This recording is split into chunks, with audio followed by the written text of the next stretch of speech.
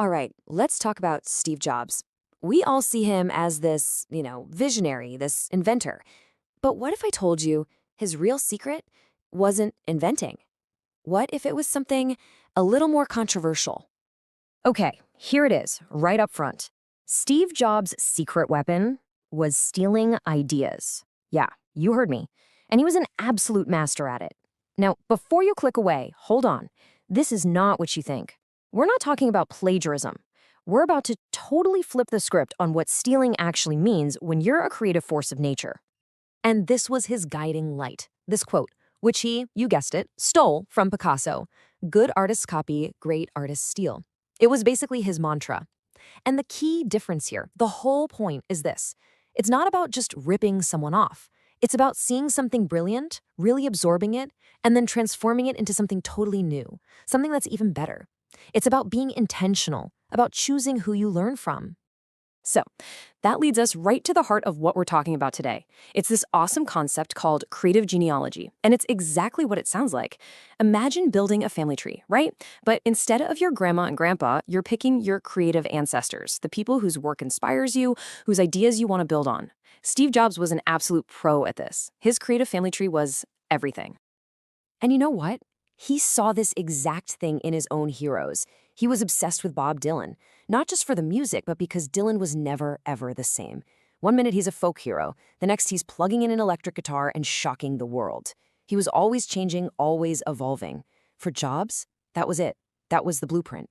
You're either busy being born, reinventing yourself, or you're busy dying. There's no in between. So let's actually map this out. Who was in Steve Jobs' creative family tree?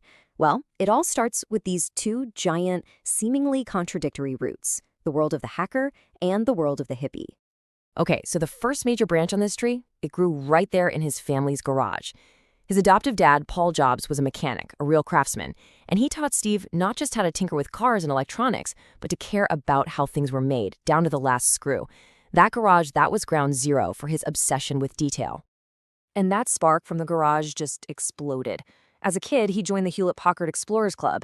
And get this for boldness, he literally looks up Bill Hewitt, the founder of HP, in the phone book, calls him at home, and asks for some spare parts.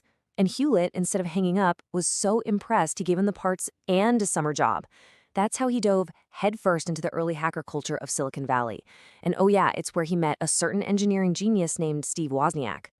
But while all that tech stuff was happening, a totally different branch of his tree was growing.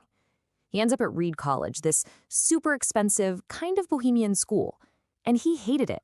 He found the required classes totally stifling. So what does he do? He drops out. He decided to just carve his own path, one he felt was more artistic and, well, more interesting. And man, did he go for it. He went full on down the hippie trail. He got deep into books like Be Here Now, which really opened his mind to spirituality. He traveled all the way to India looking for enlightenment. But the big one, the one that stuck with him forever, was Zen Buddhism. And this wasn't just some phase.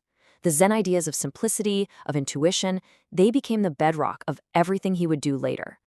And this is where it all comes together. His friend Bono summed it up perfectly. He said, the people who basically invented our modern world were these West Coast hippies, because they just saw things differently. It was that wild mix, the precision of a hacker and the soul of a hippie. That was the magic formula. So let me ask you, who's a rebel influence in your life? Drop their name in the comments below. Okay, so we've got this wild family tree, right? We've got engineers, Zen masters, rock stars. But how does that, turn into an iPhone? Let's dig into how he blended all these influences into the actual products that, let's be real, changed our lives. The computer mouse is the absolute perfect example of this. So Steve Jobs did not invent the mouse. He saw a prototype at a research lab called Xerox PARC. But look at what he saw versus what he made. The Xerox mouse, a $300 monster with 3 confusing buttons that barely worked. Jobs saw the potential, stole the core idea, and told his team, I want one button, I want it to cost $15, and I want it to work on my jeans. See the difference? He didn't invent it. He perfected it for everyone.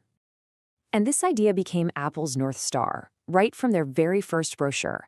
Simplicity is the ultimate sophistication. And you gotta understand, this wasn't just a catchy tagline, it was his whole philosophy. For him, true simplicity wasn't about being basic, It was about mastering something so deeply that you could make it effortless for the user. That's the hacker and the hippie working together. And when you look at any Apple product, you can literally see the DNA of his other creative ancestors. That clean, empty space, that's Zen Buddhism. The beautiful fonts and typography, that came from a calligraphy class he randomly took after dropping out. The whole less is more vibe, straight from the Bauhaus design movement.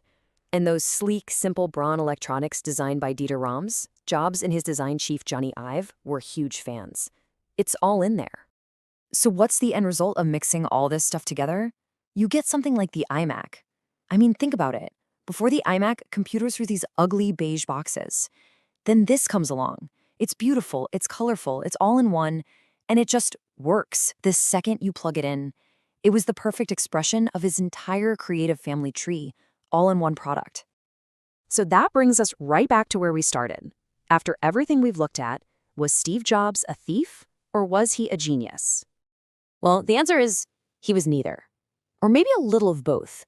Really, he was a master of creative genealogy. He didn't just copy things, he curated them.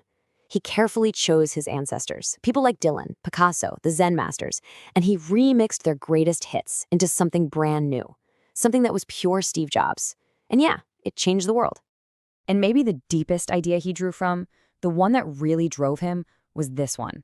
From his incredible Stanford speech.